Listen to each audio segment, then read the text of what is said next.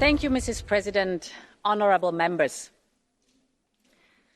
I think many are the people who feel their lives have been on pause while the world has been on fast forward, because the speed of the events and the enormity of the challenges are sometimes very difficult to grasp. And this has also been a time of soul-searching. People are re-evaluating their own lives. We are having wider debates on shared vaccines and shared values. But as I look back on this past year, and if I look at the State of the Union today, I see a strong soul in everything what we do. It was Robert Schuman who said, "Europe needs a soul, an ideal, and the political will to serve this ideal." And Europe has brought those words to life in the last 12 months. In the biggest global health crisis for a century, we chose to go it together so that every part of Europe had access to the life-saving vaccines. In the deepest global economic crisis for decades, we chose to go it together with Next Generation EU. And in the gravest planetary crisis of all time, again, we chose to go it together with the European Green Deal. We did it together as a Commission, and I thank from the bottom of my heart my outstanding College of Commissioners for the enormous support during that time. We did it together as a Parliament with 27 member states, as one Europe, and I think we can be proud of it.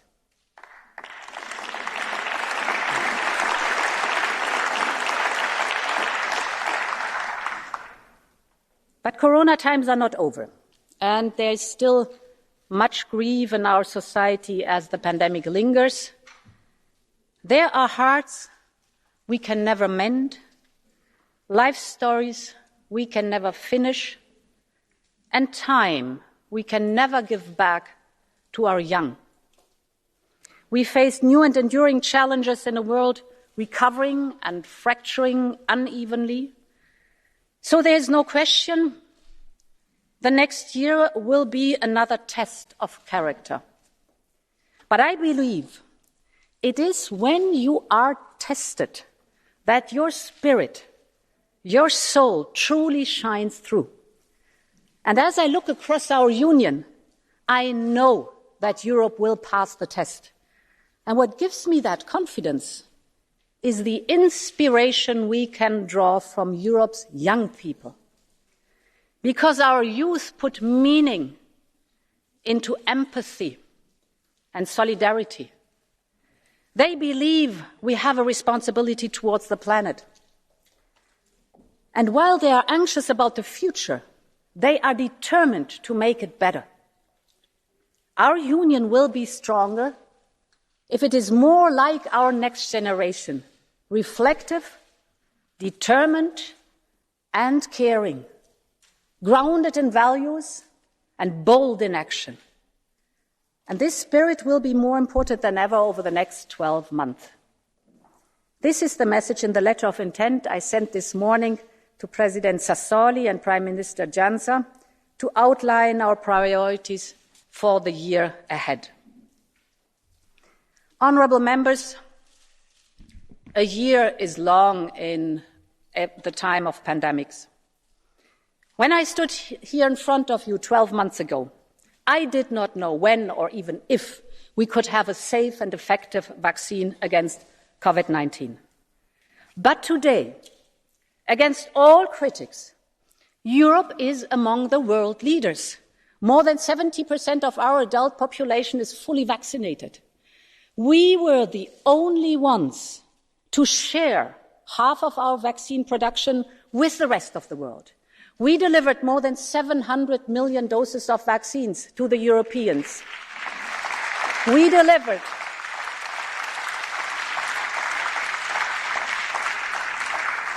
Indeed, we delivered also more than 700 million to the rest of the world, to more than 130 countries.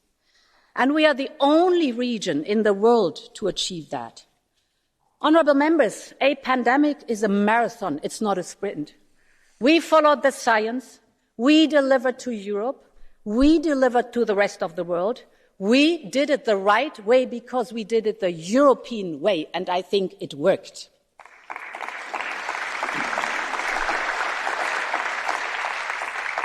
But while we have every reason to be confident, we have no reason to be complacent.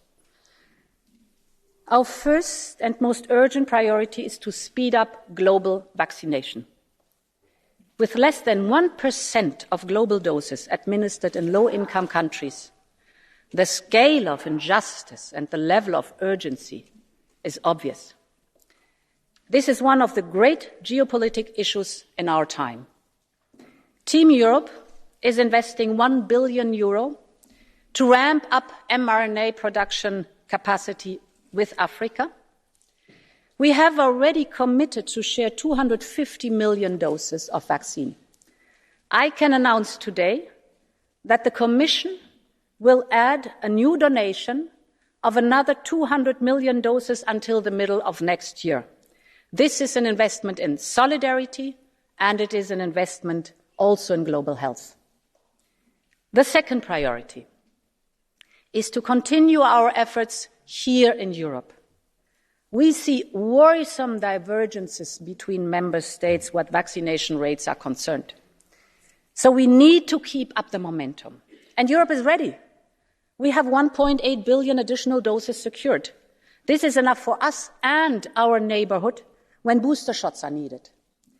So let's do everything possible that this does not turn into a pandemic of the unvaccinated.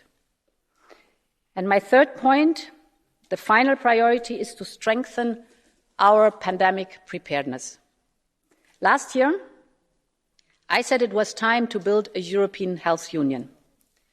Today, we are delivering. With our proposal, we get the HERA authority up and running. This will be a huge asset to deal with future health threats earlier and better. We have the innovation and scientific capacity. We have the private sector knowledge. We have competent national authorities. And now we have to bring all that together, including massive funding. So I am proposing a new health preparedness and resilience mission for the whole of the European Union. And it should be backed up by Team Europe investment of 50 billion by 2027 to make sure that no virus will ever turn a local epidemic again in a global pandemic. There is no better return on investment than that. Honourable members, the work on the European Health Union is a big step forward. And I want to thank this House for your support. We have shown that when we act together, we can act fast. Take the EU digital certificate. Today, more than 400 million certificates have been generated across Europe. 42 countries in 4 different continents are plugged in. We proposed it in March. You pushed hard. You helped enormously. 3 months later only, it was up and running. So while the rest of the world was talking about, Europe just did it.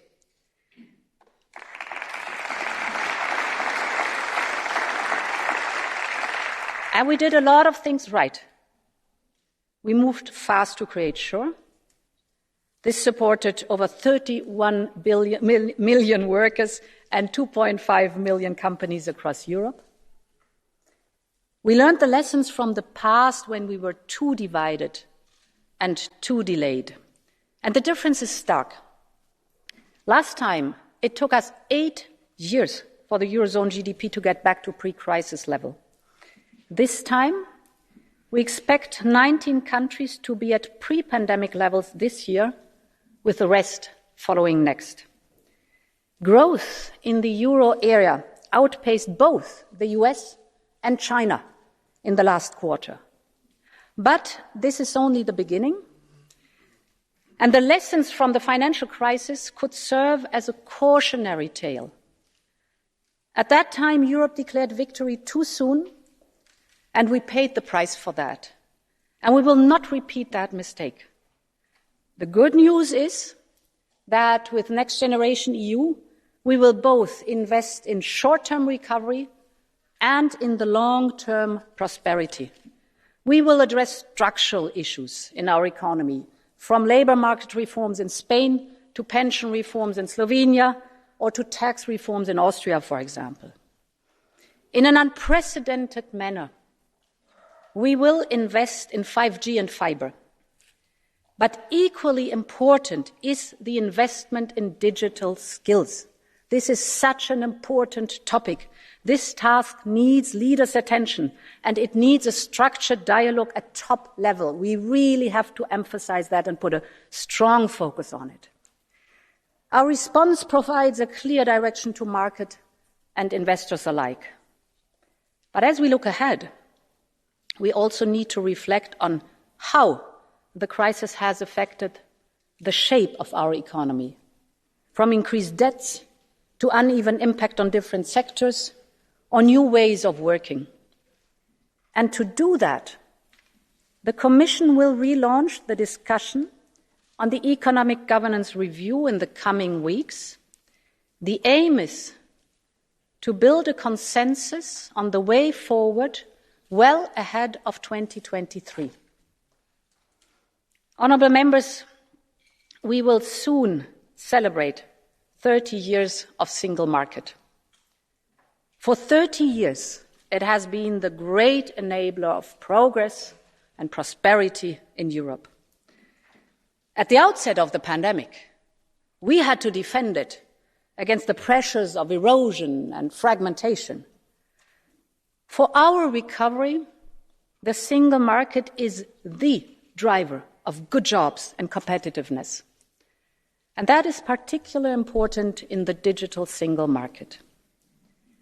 We have made ambitious proposals in the last year, for example, to contain the gatekeeper power of the major platforms, to underpin their democratic responsibilities of those platforms, to foster innovation, to channel the power of artificial intelligence. Digital is the make or break issue. And member states also share that view. For example, if you look at the digital spending in Next Generation EU, and you know we have a 20% target, we will even overshoot that 20% target. That is good. That reflects the importance of investing in our European tech sovereignty. But allow me to focus on semiconductors for a moment, these tiny chips that make everything work, from smartphones to electric scooters, from trains to entire smart factories. There is no digital without those chips. And while we speak, whole production lines are already working at reduced speed, despite growing demand, because of a shortage of semiconductors. And while global demand has exploded, Europe's share across the entire value chain, from the design or manufacturing capacities, has shrunk. We depend right now on state-of-the-art chips manufactured by Asia. So this is not just a matter of our competitiveness. This is also a matter of tech sovereignty. So let's put all our forces in it to improve this situation. We will present a new European Chips Act. We need to link together our world-class research, design and testing capacities.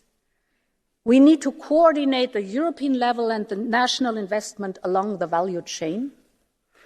And the aim is to jointly create a state-of-the-art European chip ecosystem, including production, that ensures our security of supply and will develop new markets for groundbreaking European tech. And yes, I know this is a daunting task, without any question. It's a big, big goal that I put out there. And I know there are some now that claim it cannot be done. But they have said the same 20 years ago about Galileo. And now look where we are. We got our act together.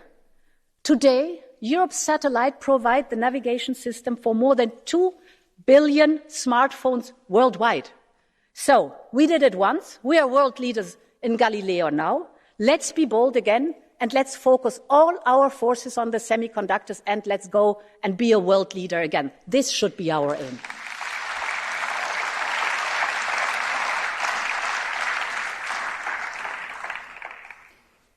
Mesdames et Messieurs les députés, la pandémie a laissé de profondes cicatrices, impactant énormément notre économie sociale de marché. Soir après soir, nous étions tous là, à nos fenêtres, devant nos portes, pour applaudir les travailleurs de première ligne. Nous avons tous senti combien nous dépendions de ces travailleurs, de celles et ceux qui se dévouent pour un salaire inférieur, moins de protection, moins de sécurité. Les applaudissements se sont peut-être estompés, mais la force de nos émotions doit perdurer. Et c'est pourquoi la mise en œuvre du socle européen des droits sociaux est si importante. Il s'agit d'emplois décents, de conditions de travail justes, de soins de santé meilleurs et d'un bon équilibre de vie. Si la pandémie nous a appris une chose, c'est bien la valeur du temps, et qu'il n'y a point de temps aussi précieux que le temps consacré à nos proches. C'est ainsi que nous proposerons une nouvelle stratégie européenne de soins, afin que chaque homme et chaque femme puissent bénéficier des meilleurs soins possibles et trouver le meilleur équilibre de vie. Mais, mesdames et messieurs, l'équité sociale n'est pas seulement une question de temps. Elle est également une question d'équité fiscale. Dans notre économie sociale de marché, il est bon que les entreprises réalisent des profits. Mais si elles réalisent des profits, c'est bien grâce à la qualité de nos infrastructures, de notre sécurité sociale, de nos systèmes éducatifs. Alors, c'est la moindre des choses qu'elles payent leur juste contribution.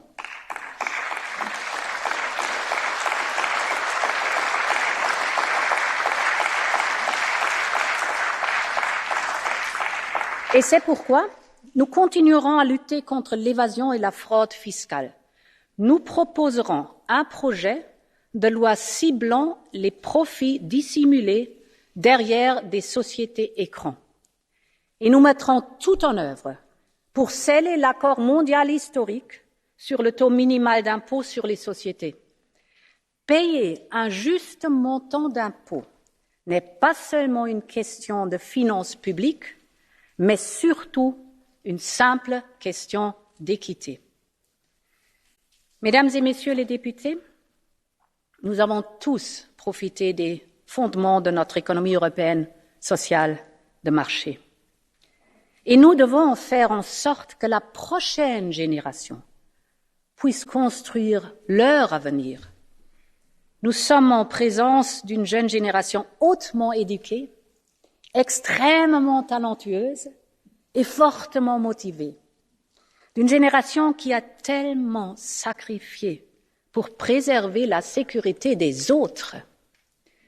La jeunesse, c'est normalement le moment de la découverte. On fait de nouvelles expériences, on trouve les amis de vie, on découvre son propre chemin. Mais qu'est-ce qu'on a demandé aux jeunes aujourd'hui? De garder les distances sociales, de rester confinés et de faire l'école à la maison pendant plus d'1 an. Et c'est ainsi que tout ce que nous faisons, du pacte vert à Next Generation EU, vise à protéger leur avenir. C'est aussi pourquoi Next Generation EU doit être financé par des nouvelles ressources propres sur lesquelles nous travaillons.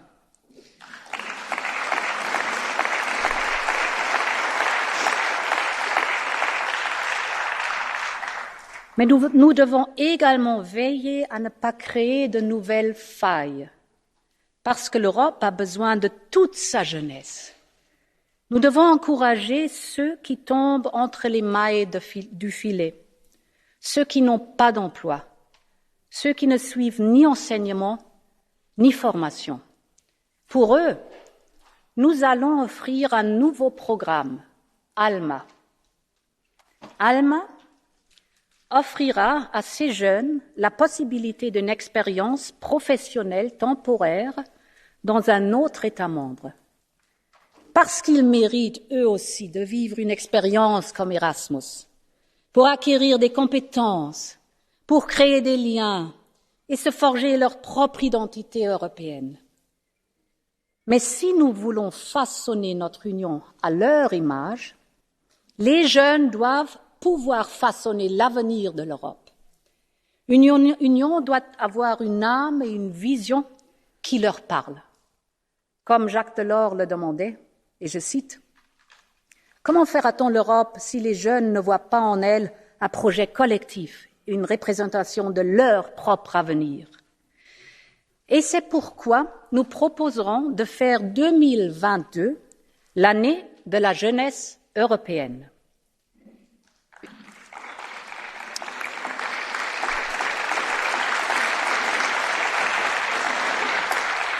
Faisons une année consacrée à valoriser les jeunes qui ont tant consacré aux autres.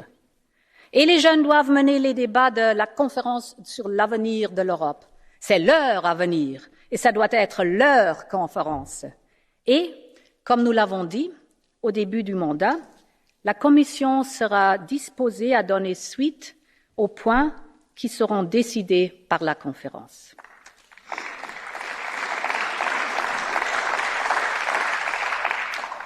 Honourable members, this is a generation with a conscience. They are pushing us to go further and faster to tackle the climate crisis. And the events of the summer only served to explain why. We saw floods in Belgium and Germany, and wildfires burning from Greece to the hills in France. And if we don't believe our own eyes, we only have to follow the science.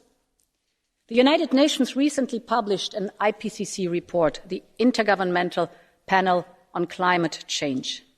It is the authority on the science of climate change.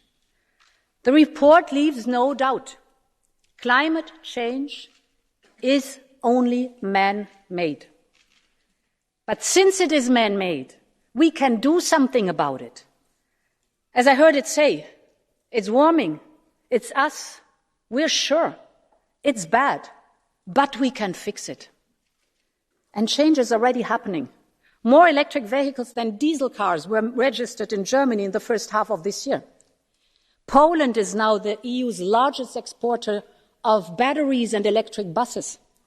Or take the new European Bauhaus that led to an explosion of creativity of architects, designers, engineers across our union.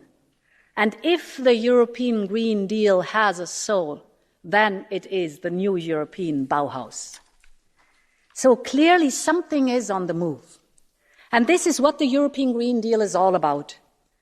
In my speech last year, I announced our target of at least 55% emission reduction by 2030. Since then, we have together turned our climate goals into legal obligations. And we are the first major economy to present comprehensive legislation in order to get it done. You've seen the complexity of the detail, but the goal is simple. We will put a price on pollution. We will clean the energy we use. We will have smarter cars and cleaner airplanes, and we will make sure that higher climate ambition comes with more social ambition, because this must be a fair green transition. And this is why we proposed a new social climate fund to tackle the energy poverty that already 34 million Europeans suffer from. So I count on both Parliament and Member States to keep the package and to keep the ambition together. When it comes to climate change and the nature crisis, Europe can do a lot, and it will support others. I am proud to announce today that the European Union will double its external funding for biodiversity, in particular for the most vulnerable countries. But Europe cannot do it alone. The COP26 in Glasgow will be a moment of truth for the global community. Major economies, from the US to Japan, have set ambitions for climate neutrality in 2050 or shortly after. That's good.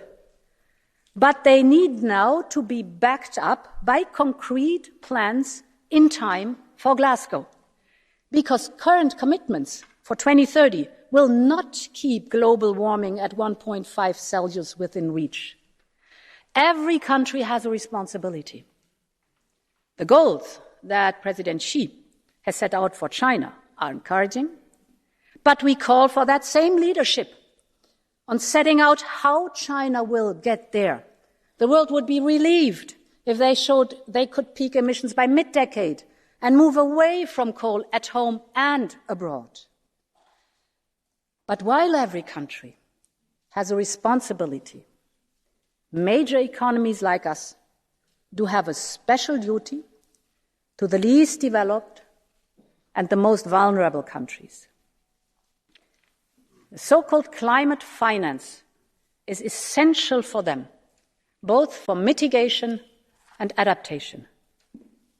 In Mexico and in Paris, the major economies committed to provide $100 billion a year until 2025 to the least developed and most vulnerable countries. We deliver on our commitments. Team Europe contributes $25 billion a year, but others still leave a gaping hole towards reaching the global target.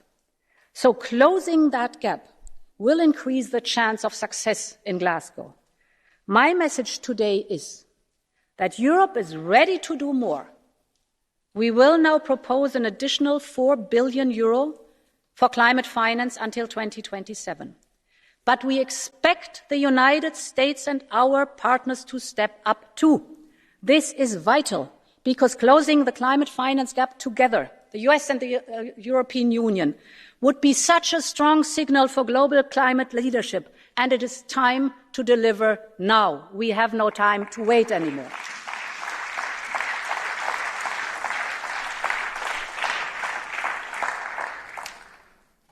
Honourable members, this climate and economic leadership is central to Europe's global and security objectives. It also reflects a wider shift in world affairs at a time of transition towards a new international order. We are entering a new era of hyper-competitiveness, an era in which some stop at nothing to gain influence, from vaccine promises to high-interest loans, from missiles to misinformation. An era of regional rivalries and major powers refocusing their attention towards each other. Recent events in Afghanistan are not the cause of this change, but they are a symptom of it. And first and foremost, I want to be clear. We stand by the Afghan people.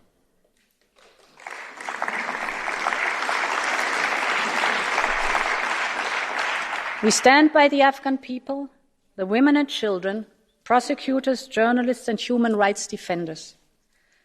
I think in particular of women judges who are now in hiding from the men they jailed. They have been put at risk for their contribution to justice and the rule of law. We must support them, and we will coordinate all efforts with member states to bring them to safety. And we must continue supporting all Afghans in the country and in neighbouring countries. We must do everything to avert the real risk that is out there of a major famine and a humanitarian disaster. And we will do our part. We will increase again humanitarian aid for Afghanistan by 100 million euro. This will be part of a new, wider Afghan support package that we will present in the next weeks to combine all our efforts. Honourable members, witnessing events unfold in Afghanistan was profoundly painful for the families and friends of fallen servicemen and servicewomen. We bow to the sacrifice of those soldiers, diplomats, and aid workers who laid down their lives for our common cause.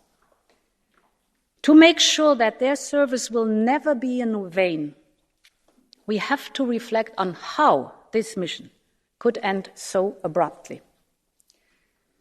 There are deeply troubling questions that allies will have to tackle within NATO. But there is simply no security and defence issue where less cooperation is the answer. So we need to invest in our joint partnership and draw on each side's unique strength. And this is why we are working with Secretary General Jens Stoltenberg on a new EU-NATO joint declaration to be presented before the end of the year. But this is only one part of the equation. Europe can and clearly should be able and willing to do more on its own. But if we are to do more, we first need to explain why. I see three broad categories. First, we need to provide stability in our neighborhood and across different regions. We are connected to the world by narrow straits, stormy seas, and vast land borders. And because of that geography, Europe knows better than anyone else that if you don't deal in time with the crisis abroad, this crisis will come to you. Secondly, the nature of the threats we face is evolving rapidly, from hybrid to cyber attacks to the growing arms race in space. We see that disruptive technology has been the great equalizer in the way power can be used today by rogue states and non-state groups. You no longer need an army or missile to cause mass damage. You can paralyze industrial plants, city administrations, and hospitals. All you need is your laptop. You can disrupt entire elections with a smartphone and an internet connection. And the third reason is that our European Union is a unique security provider. There will be missions where NATO or the United Nations will not be present, but where Europe should be. On the ground, our soldiers work side by side with police officers, lawyers and doctors, with humanitarian workers and human rights defenders, with teachers and engineers. We can combine military and civilian alongside with diplomatic and development. And we have a long history in building and protecting peace. The good news is that over the past years we have started to develop kind of a European defence ecosystem. But what we need now is the European Defence Union. In the last weeks, there have been many discussions on expeditionary forces, on what type and how many we need, battle groups and EU entry forces.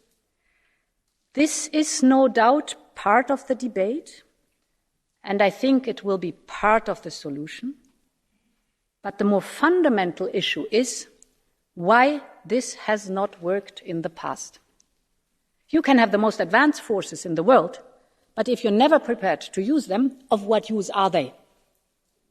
What has held us back until now is not just a shortfall of capacity, it is the lack of political will.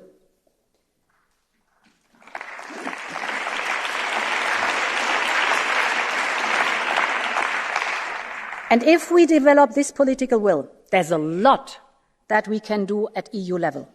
Allow me to give you 3 concrete examples. First, we need to build a foundation for collective decision-making and this is what I call situational awareness. We fall short if member states active in the same reason do not share their information at the EU level. It is vital that we improve intelligence cooperation, but this is not just about intelligence in the narrow sense.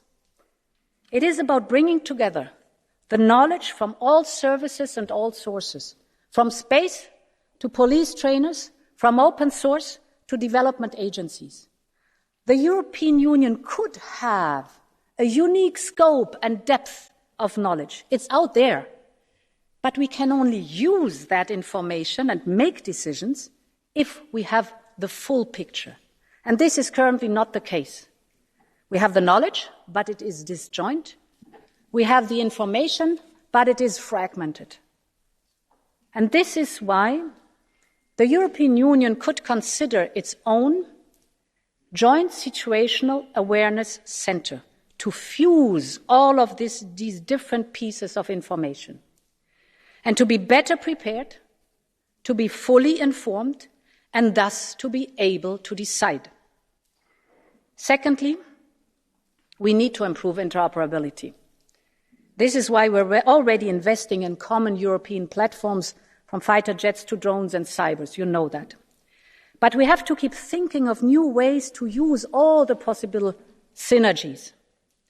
One example could be to consider waiving value-added tax, the VAT, when buying defense equipment developed and produced in Europe. This would not only increase our interoperability, but it would also decrease our dependencies of today. And the third point is, we cannot talk about defense without talking about cyber. If everything is connected, everything can be hacked. And given that resources are scarce, we have to bundle our forces. And we should not just be satisfied to address the cyber threat, but also strive to become a leader in cybersecurity. It should be here in Europe where cyber defense tools are developed. And this is why we need a European cyber defense policy, including legislation on common standards under a new European Cyber Resilience Act. So, we can do a lot at EU level. But member states need to do more too. And this starts with a common assessment of the threats we face and a common approach to dealing with them. The upcoming strategic compass is the key process to this discussion. And we need to decide how we can use all the possibilities that are already in the treaty. And this is why, under the French presidency, President Macron and I will convene a summit on European defense. Honourable members, it is time for Europe to step up to the next level.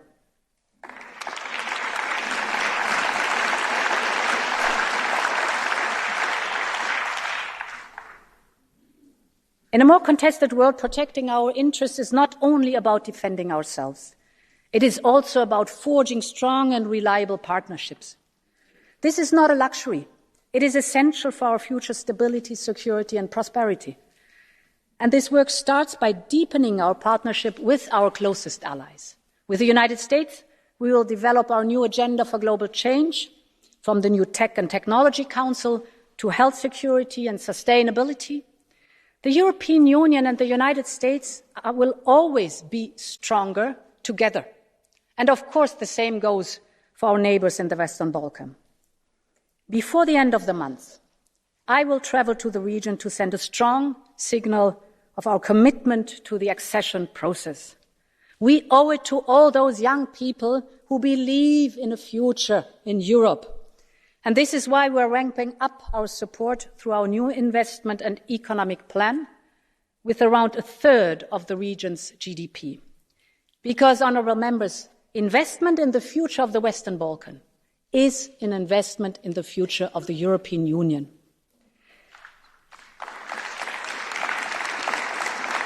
And we will also continue investing in our partnership in our neighbourhood, from stepping up our engagement in the Eastern Partnership to implementing the new agenda of the Mediterranean and continuing to work on the different aspects of our relationship to Turkey. Honourable members, if Europe is to become a more global player, it also needs to focus on the next generation of partnerships. In this spirit, today's new EU Indo-Pacific strategy is a milestone.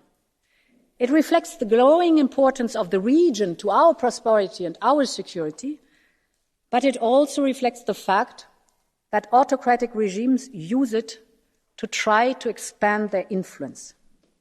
Europe needs to be more active and to be more present in the region. So, we will work together to deepen trade links, strengthen global supply chains, and develop new investment projects on the green and digital technologies.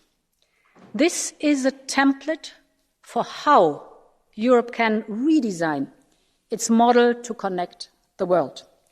We're pretty good at financing roads, but it does not make any sense for Europe if we build a perfect road between a Chinese copper mine that is Chinese-owned and a harbour that is Chinese-owned. So we have to get smarter when it comes to these kind of investment. And this is why we will soon present our new connectivity strategy called Global Gateway. We will build global gateway partnerships with countries around the world. We want investment in quality infrastructure, connecting people, goods and services around the world. We will take a values-based approach, offering transparency and good governance to our partners. We want to create links and not dependencies. And we know that this can work. Since the summer, the new underwater fibre optic cable has connected Brazil to Portugal. We will invest with Africa to create a market for green hydrogen that connects the two shores of the Mediterranean. We need a team global approach to make Global Gateway happen. We will connect institutions and investment banks and business community, and we will make this a priority for regional summits, starting with the next EU-Africa summit in February. We want to turn Global Gateway into a trusted brand around the world. And let me be very clear about one more point. Doing business around the world is good. Global trade around the world, that is good and necessary. But this can never, ever be done at the expense of people's dignity and freedom. Today, there are around 25 million people out there who are threatened or coerced into forced labour. We can never accept that they are forced to make products and that these products then end up for sale here in shops in Europe. So we will propose a ban on products on our market that have been made by forced labour, because human rights are not for sale at any price.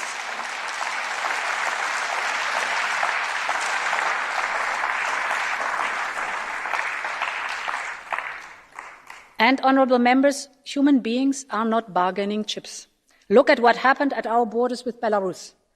The regime in Minsk has instrumentalised human beings. They have put people on planes and literally pushed them towards Europe's border. This can never be tolerated. And the quick European reaction shows that. And rest assured, we will continue to stand together with Lithuania, Latvia and Poland, and let's call it what it is. It is a hybrid attack to destabilise Europe. We'll never tolerate that.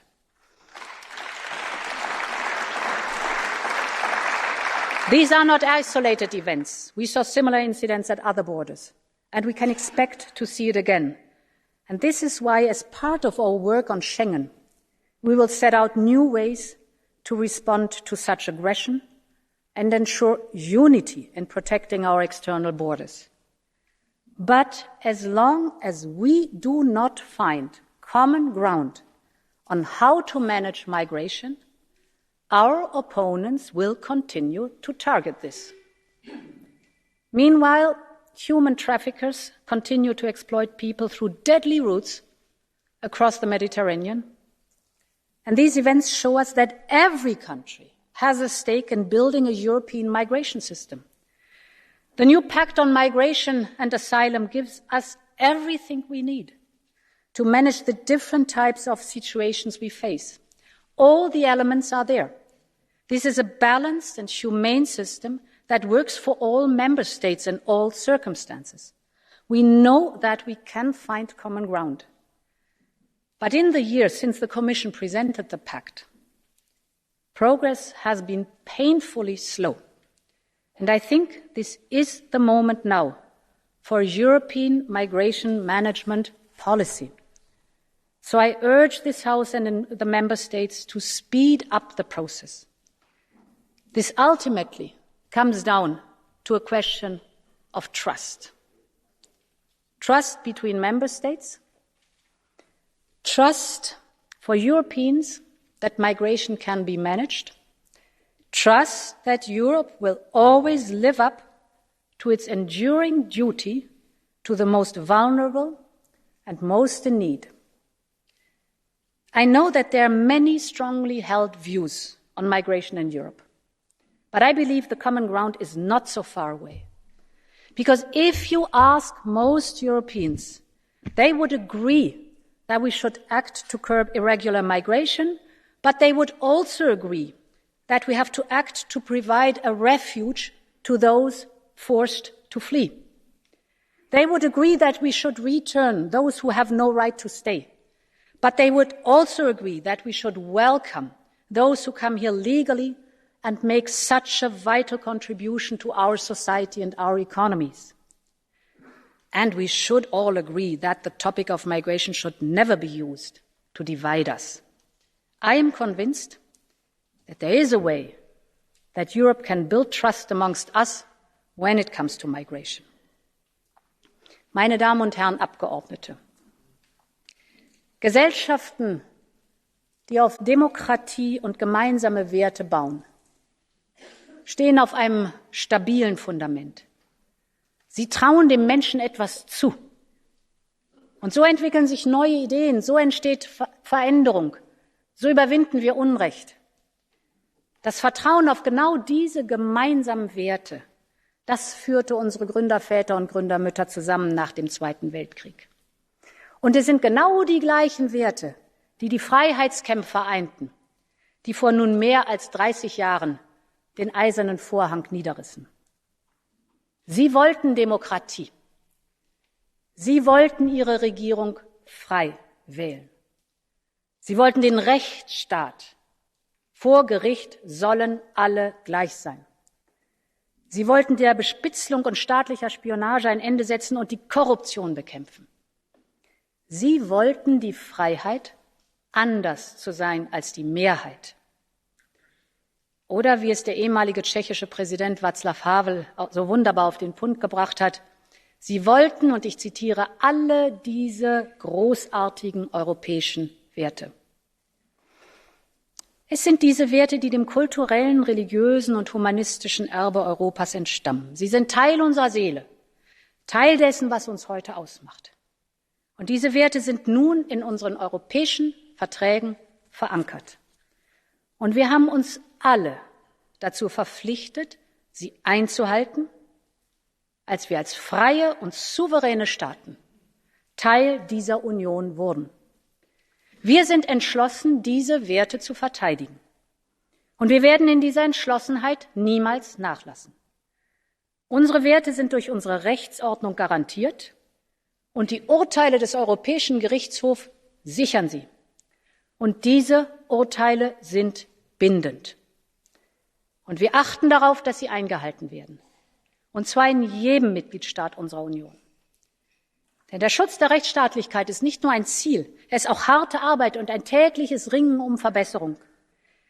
Unsere Berichte zur Rechtsstaatlichkeit sind durch die Reformen ein Teil dieses Prozesses. Ein positives Beispiel dafür sind jetzt die Justizreformen in Malta oder die Korruptionsuntersuchungen in der Slowakei. Und ab 2022 werden diese Berichte zur Rechtsstaatlichkeit zusätzlich konkrete Empfehlungen an die Mitgliedstaaten enthalten. Trotzdem gibt es in einigen Mitgliedstaaten besorgniserregende Entwicklungen. Und hier ist mir eines wichtig. Am Anfang steht immer der Dialog. Aber der Dialog ist kein Selbstzweck. Er muss auch zu einem Ziel führen. Und deshalb verfolgen wir den dualen Ansatz aus Dialog und entschlossenem Handeln. Und genau das haben wir letzte Woche getan. Und das werden wir auch weiterhin tun. Denn das Recht auf eine unabhängige Justiz, das Recht vor dem Gesetz gleich behandelt zu werden, auf diese Rechte müssen sich Menschen verlassen können. Und zwar überall in Europa und unabhängig davon, ob sie einer Mehrheit angehören oder einer Minderheit angehören. Das ist die Seele unseres Europas und die müssen wir verteidigen.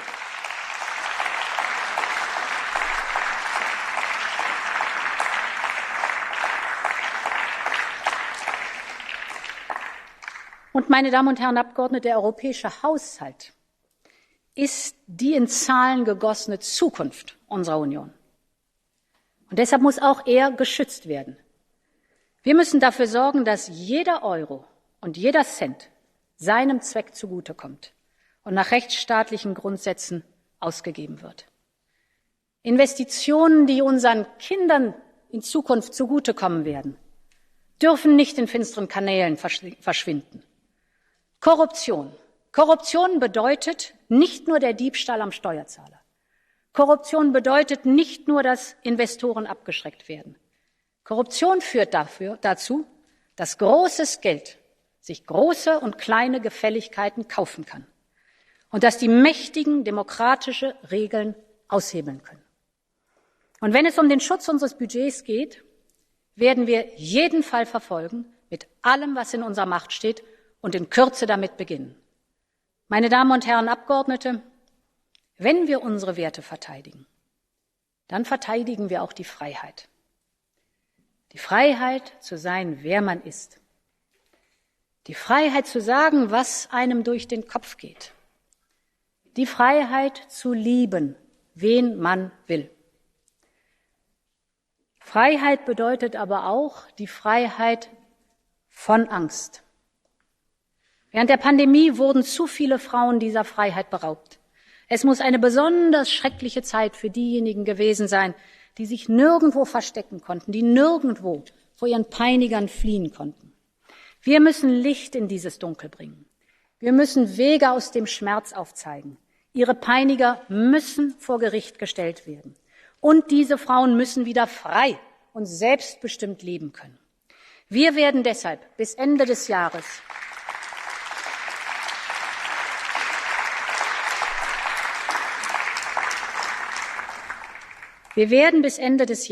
ein Gesetz zur Bekämpfung von Gewalt gegen Frauen auf den Weg bringen. Es geht um wirksame Strafverfolgung, um Prävention und Schutz, online wie offline. Es geht um die Würde jeder Einzelnen und es geht um Gerechtigkeit. Und auch das ist die Seele Europas und dafür werden wir kämpfen. Meine Damen und Herren Abgeordnete, lassen Sie uns zum Schluss auf eine Freiheit blicken, die allen anderen Freiheiten eine Stimme gibt. Und das ist die Medienfreiheit. Journalistinnen und Journalisten werden angegriffen, einfach nur, weil sie ihre Arbeit machen. Einige werden bedroht und verprügelt, andere tragischerweise ermordet. Mitten in unserer Union. Ich möchte hier einige Namen nennen. Daphne Caruana Galizia, Jan Kuciak, Peter de Vries. Ihre Geschichten mögen sich in den Details unterscheiden, doch eines ist ihnen gemeinsam. Sie haben für unser Recht auf Information gekämpft und dafür sind sie gestorben. Information ist ein öffentliches Gut. Wir müssen diejenigen schützen, die Transparenz schaffen, die Journalistinnen und Journalisten. Und deshalb haben wir heute eine Empfehlung zum besseren Schutz von Journalistinnen und Journalisten vorgelegt. Und wir müssen denjenigen Einhalt gebieten, die die Medienfreiheit bedrohen.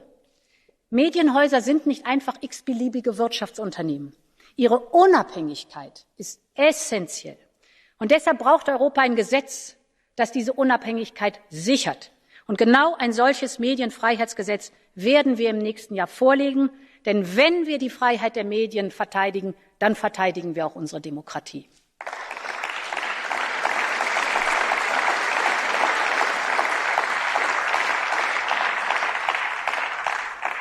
Honourable members, strengthening Schumann's European idea that I invoked earlier is a continuous work. And we should not hide away from our inconsistencies and imperfections. But imperfect as we might be, our union is both beautifully unique and uniquely beautiful. It is a union where we strengthen our individual liberty through the strength of our community. A union shaped as much by our shared history and values as by our different cultures and perspectives. It is a union with a soul. Trying to find the right words to capture the essence of this feeling is not easy. But it is easier when you borrow them from someone who inspires you. And this is why I have invited a guest of honor to be with us today. Many of you might know her, a gold medalist from Italy who captured my heart this summer. But what you might not know is that only in April she was told her life was in peril. She went through surgery. She fought back. She recovered. And only 119 days after she left the hospital, she won Paralympic gold. Honourable members, please join me in welcoming Bebe Vio. Please stand up.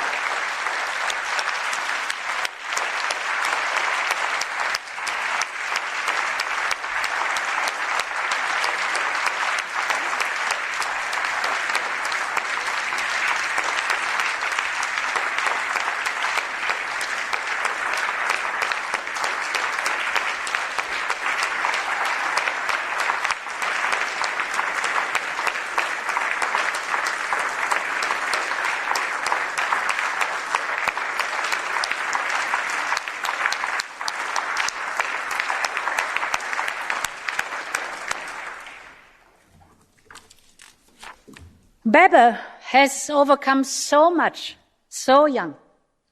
Her story is one of rising against all odds, of succeeding thanks to talent, tenacity, and unrelenting positivity. She is the image of her generation, a leader and advocate for the causes she believes in. And she has managed to achieve all of that by living up to her belief that if it seems impossible, then it can be done. Se sembra impossibile, allora si può fare.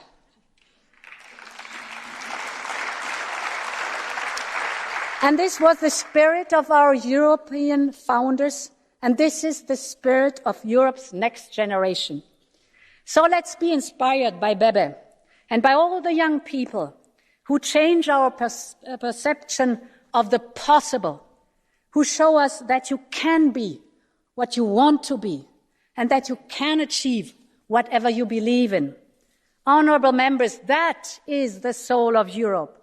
That is the future of Europe. Let's make it stronger. Viva l'Europa!